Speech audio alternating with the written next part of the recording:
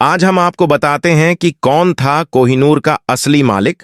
और कोहिनूर हीरे की संपूर्ण जानकारी ब्रिटेन में एक मॉर्निंग टीवी शो के दौरान भारतीय मूल के जर्नलिस्ट ने कोहिनूर भारत को वापस लौटाने की बात कहकर एक बार फिर इस मुद्दे को हवा दे दी है।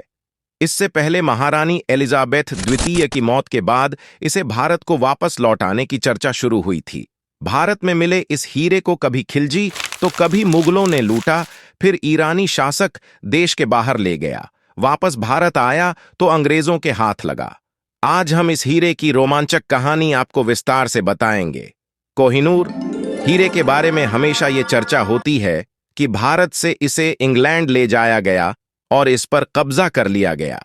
आजकल ऐसी बातें भी उठती रहती हैं कि ये हीरा भारत में वापस लाया जाना चाहिए, परंतु इस हीरे के बारे में अन्य जानकारियों की चर्चा नहीं होगी। मसलन, इसका पहला मालिक कौन था? इस हीरे का अलाउद्दीन खिलजी, बाबर, अकबर, महाराजा रणजीत सिंह से क्या नाता है? कैसे ये हीरा भारत से निकलकर इंग्लैंड पहुंचा और इंग्लैंड की रानी के सिर के ताज का सबसे बहुमूल्य रत्न बन गया? चलिए आज इसी के बारे में विस्तार से बात करते हैं। कोहिनूर हीरे के बारे में कहा जाता है कि इसे न तो कभी खरीदा गया और न ही किसी ने बेचा। इसे या तो युद्ध में जीता गया या फिर किसी ने किसी को तोहफे के रूप में दिया। बीते 800 वर्षों से यह हीरा एक राजा से दूसरे राजा के पास घूमता रहा है। कभी किसी को तोहफे के रूप में दिया गया तो कभी किसी बाहरी आक्रमणकारी ने हमला कर इसे जीत लिया। फिलहाल यह इंग्लैंड की रानी के ताज की शोभा बढ़ा रहा है। इसके खोजे जाने के बाद से अब तक की कहानी रोमांच और खून खराबे से भरी हुई है। सबसे पहले बात करते हैं इस हीरे की। तकरीबन 170 साल पहले की बात है। भारत की शान कोहिनूर हीरा भारत से इंग्लैंड पहुंच गया था।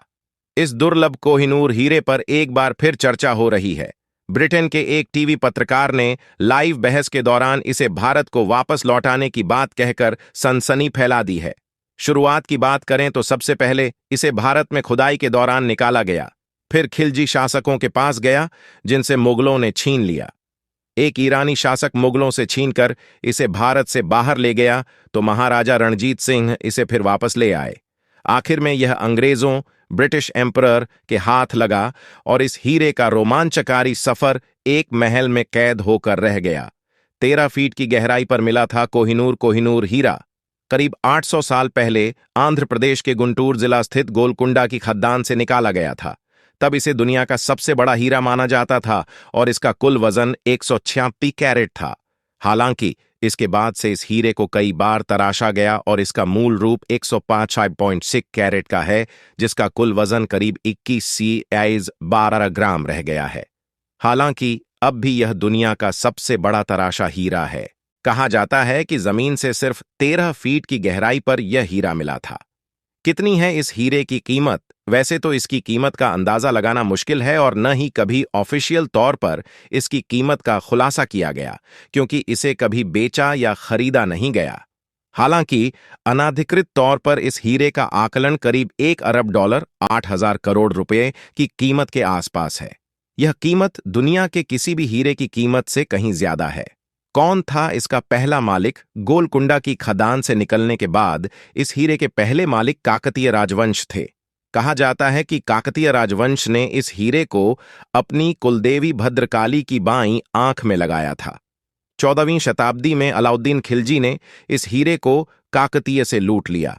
फिर पानीपत युद्ध में मुगल संस्थापक बाबर ने आगरा और दिल्ली किले को जीतकर इस हीरे को हथिया लिया था। पहली बार भारत के बाहर गया हीरा और नाम पड़ा कोहिनूर ईरानी शासक नादिर शाह ने 1738 में मुगलों पर आक्रमण कर उन्हें हराया और 13वें मुगल बादशाह अहमद शाह से इस हीरे को छीनकर पहली बार भारत के बाहर ले गया। उसने मुगलों से मयूर तख्त भी छीन लिया था और माना जाता है कि नादिर शाह ने इस हीरे को मयूर तख्त में जड़वा दिया था। नादिर शाह ने ही इस हीरे को नाम दिया था कोहिनूर, जिसका मतलब होता है रोशनी का पहाड़।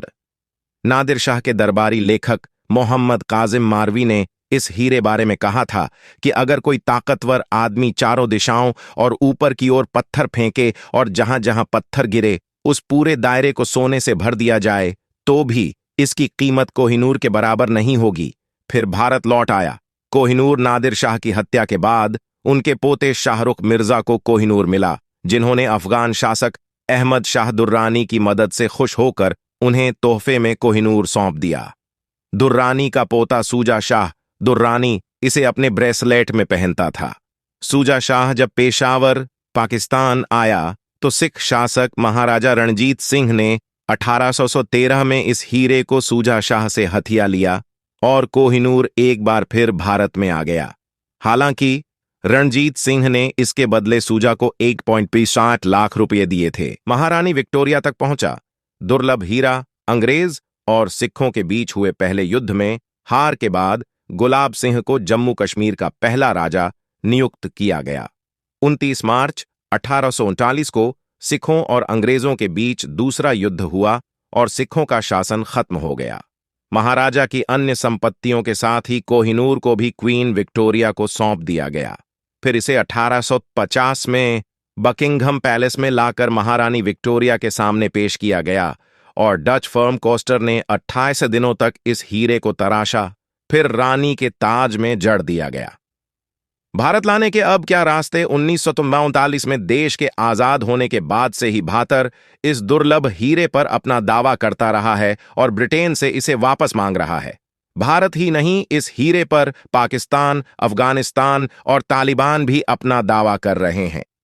साल 2000 में भारतीय संसद ने कोहिनूर वापस लाने की फिर कोशिश की, जिस पर अंग्रेज अधिकारियों ने कहा कि इस हीरे पर कई देश अपना दावा कर रहे हैं।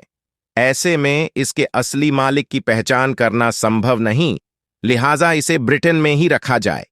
ब्रिटेन यह भी दावा करता है कि उसने कानूनी तौर पर इस हीरे को हासिल किया है। लाहौर की आखिरी संधि में इसे अंग्रेजों को सौंपे जाने का जिक्र है। फिलहाल मोदी सरकार भी इस हीरे को वापस लाने की पूरी कोशिश कर रही है।